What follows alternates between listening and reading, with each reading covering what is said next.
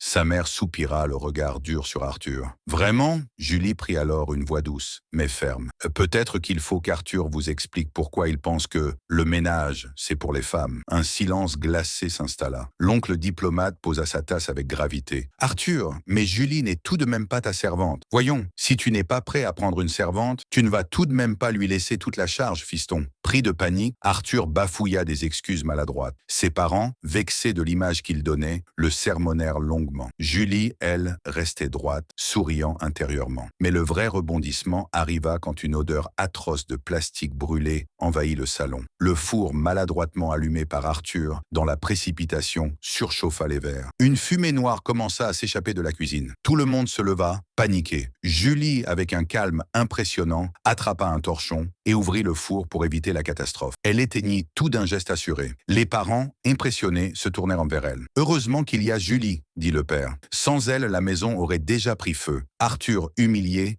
ne savait plus où se cacher. Ce soir-là, après le départ des invités, il resta longtemps silencieux. Puis d'une voix faible, il dit enfin « Julie, comment as-tu pu m'humilier comme ça, devant toute ma famille? Même si j'ai tort, ce n'est pas une chose à faire. » « Ah bon? Donc tu reconnais que tu agis mal, Arthur. Et pourtant, tu ne changes pas. » « D'accord, Julie, ce n'est pas correct de ma part, mais je n'ai pas aimé cette humiliation. Que voulais-tu que je fasse, Arthur? J'ai essayé par tous les moyens de te faire comprendre, mais tu es resté sur ta position. »« Je vois, » dit-il d'une voix grave. « Je t'aime, Arthur, mais si tu ne changes pas de caractère, franchement, on ne pourra pas être ensemble. Tu n'es pas sérieuse, hein? C'est déjà à ce niveau? » « Oui, déjà. Si tu ne veux pas m'aider dans le ménage, ok, pas de souci. Mais ne m'en rajoute pas en plus. C'est tout ce que je te demande. Je vois, je comprends. Non, je vais arranger ça. Promis. » Julie croisa les bras, mais son regard se radoucit. « Arthur, tu n'as pas idée à quel point j'attendais ces mots, » souffla Julie, les yeux brillants. Arthur se leva doucement et se dirigea vers la cuisine. Intrigué, Julie fronça les sourcils. « Mais